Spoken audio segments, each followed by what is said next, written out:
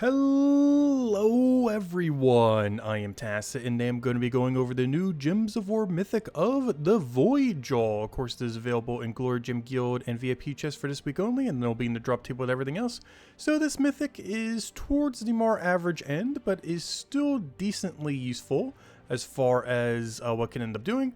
It's mostly going to be used for its three categories of Drifting Sands, Daemon, and Monster, as outside that context there are probably better things that you have laying around that you'll be able to run, but if nothing else, it could be a good early game, well, not necessarily earlier game in the sense that it's easy to get, but if you currently don't have that many Devour options, it could be a Devour option of yours, in that it is very Devour based, but against a very specific mechanic. It deals a bunch of damage to an enemy, boosted by purple gems, which is a 4x boost ratio. This isn't going to be particularly high. If there is about 10 purples on the board, it's only going to be 40 additional damage. That's not enough to even get close to one-shotting at most points within the game. However, if they end up using the red mana, there is a 60% flat rate that they will end up getting a Devour on it.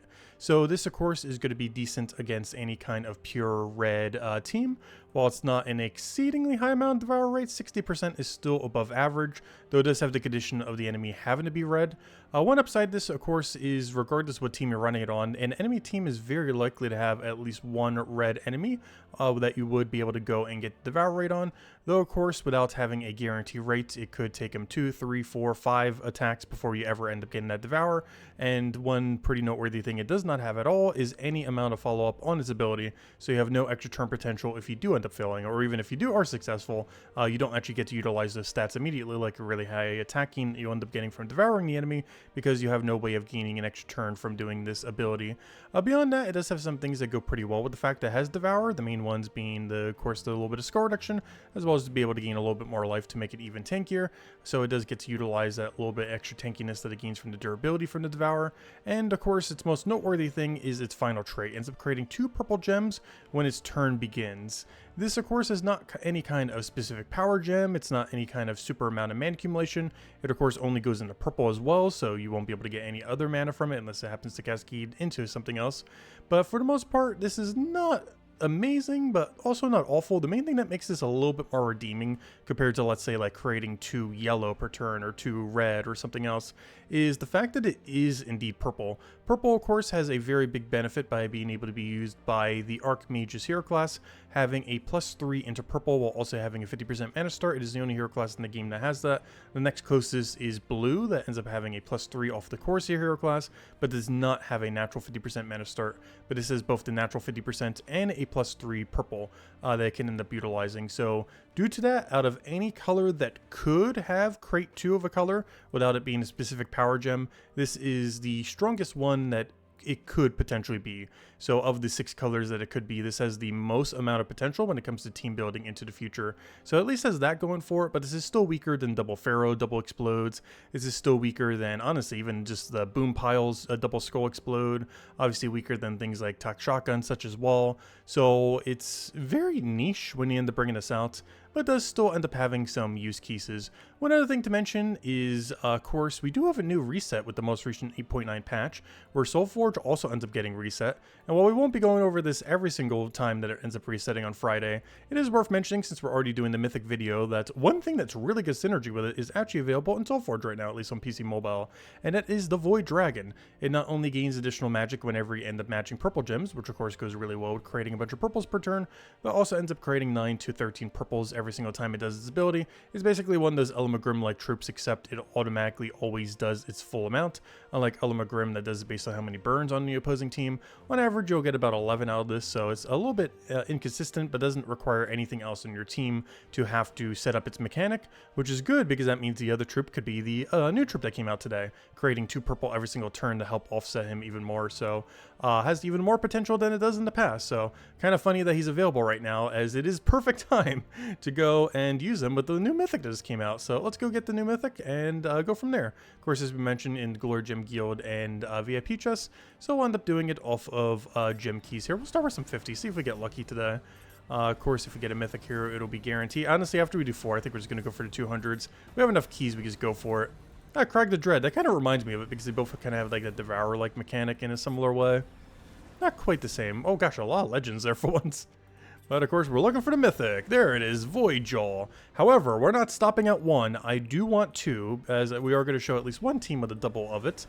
So we got our first one at 800. Let's see if we can get a second one without spending every last gem key we have. Would be great. What is that now? 1,400, 1,600. Come on, before 2,000.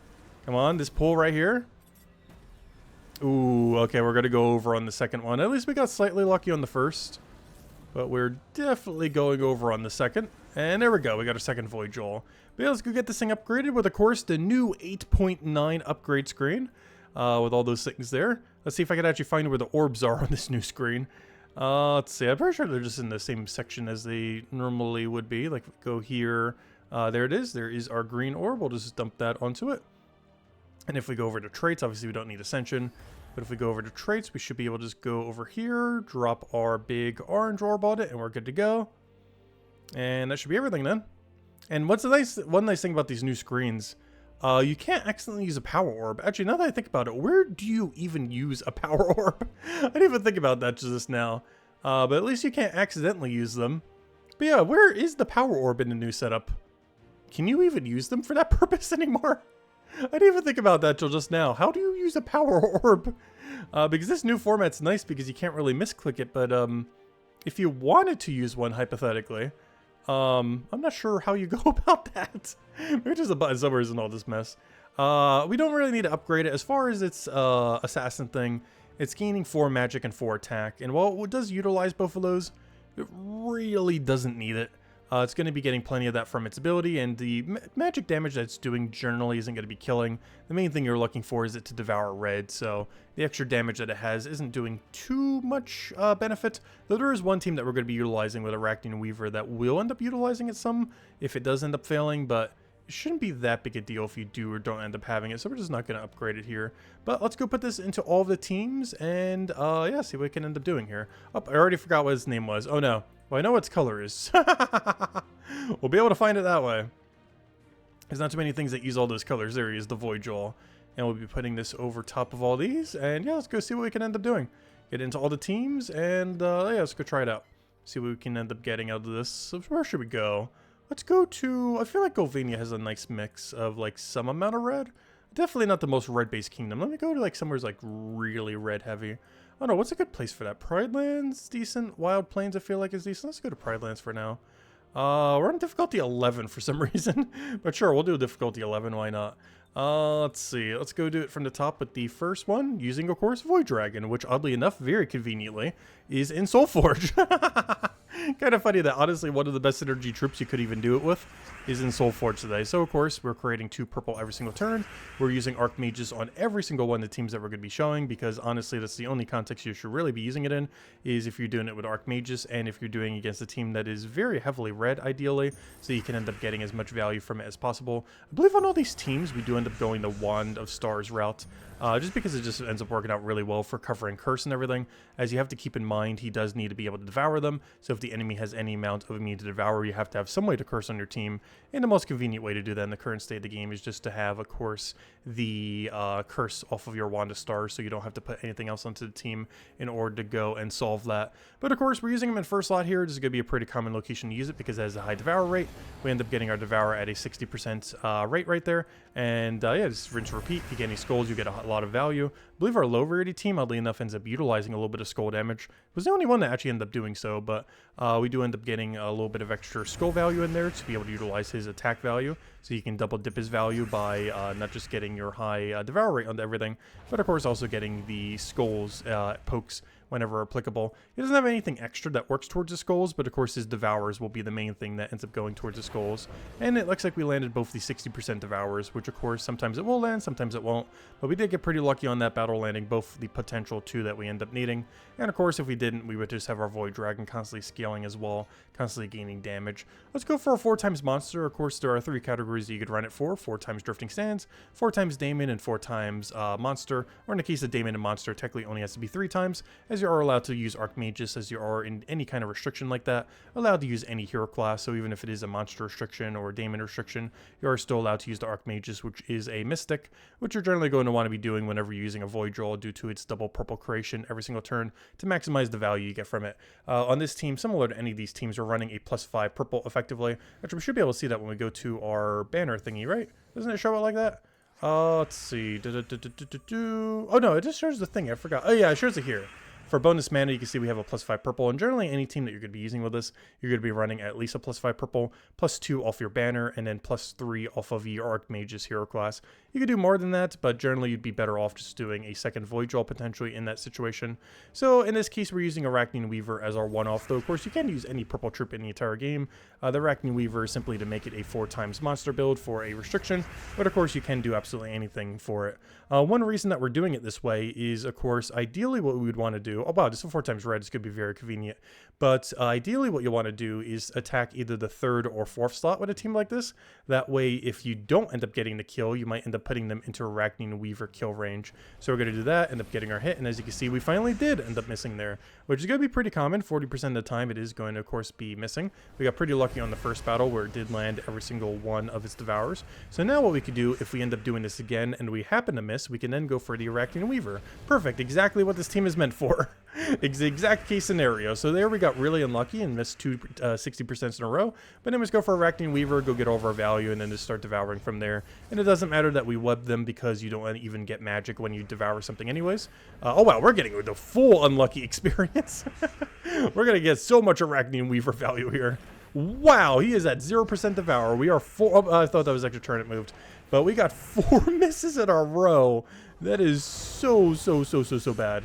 Let's see, can we possibly get all of the misses? Honestly, right here would be way better to Arachne Weaver. I just want to see how many misses we can go in a row, though. That's 4 misses. That is 5 misses. There's no way we go 6. Okay, good. But 5 misses in a row at 60%. That is not ideal, and the main reason why I feel like he's not going to get used much in the future. It's just too inconsistent. Unless you're missing like almost every devour option, it's like one of the only few things you have that could really devour. Like for a low rarity team like this. That's like one of the few cases I feel like you would use it. Beyond that, it's just so inconsistent.